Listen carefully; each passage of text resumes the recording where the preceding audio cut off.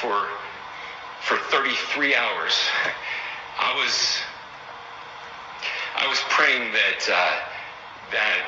if this had to happen here, that it wouldn't be one of us. That somebody drove from another state, somebody came from another country. Sadly, that prayer was not answered the way I'm going to address the governor of Utah in a second, Spencer Cox, but real quick, I just want to show y'all something. Y'all see somebody like Representative Nancy Mace, you see her rhetoric changing now?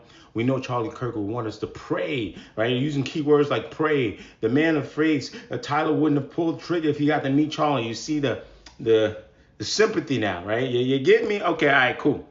Now, with that said, you guys hear the old saying, right? You let people talk long enough, they'll tell on themselves. That goes for everybody, myself included.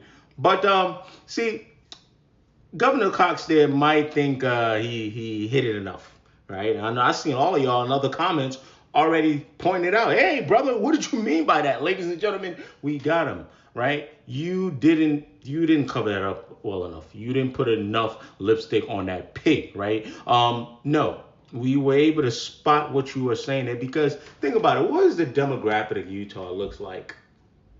Right, that should help you get to your answer, which is at the end of the day, what he really did mean, what he did imply is that he was hoping the person that did it looked closer to the FBI director behind him, Cash Patel. Yeah, that's right, because at the end of the day, it would allow them to look away. It would allow them to not have to look in the mirror and realize that we're all in this together. We're all cooked. People are disturbed. It would allow them to not have to address the issues that we have in regard to gun ownership, right? That's what would have happened here.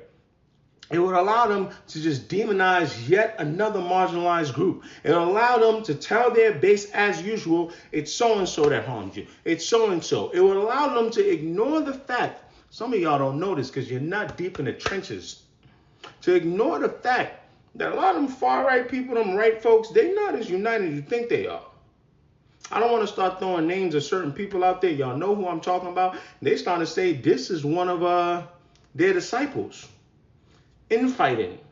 Apparently, Charlie Kirk wasn't right enough for them. He wasn't far right enough for them. You know how damning that is? You know how damning that is? I will mention one more thing that a brother had mentioned on live. Shout out to my guy, Lil Key D, and said, if they were really sincere about this thing, if they really viewed this as martyrdom, as they like they really truly feel, they would be asking black folks in America. They would be asking black folks in America, what is it like to deal with this? What is it like to deal with people that have actually fought for your freedom, people that have actually spoke the truth, to get hurt, to get unalived by members of the state?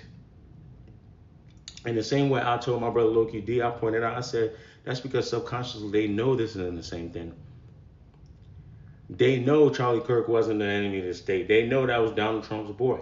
They know that within what's going on here, it's their own people doing God knows what.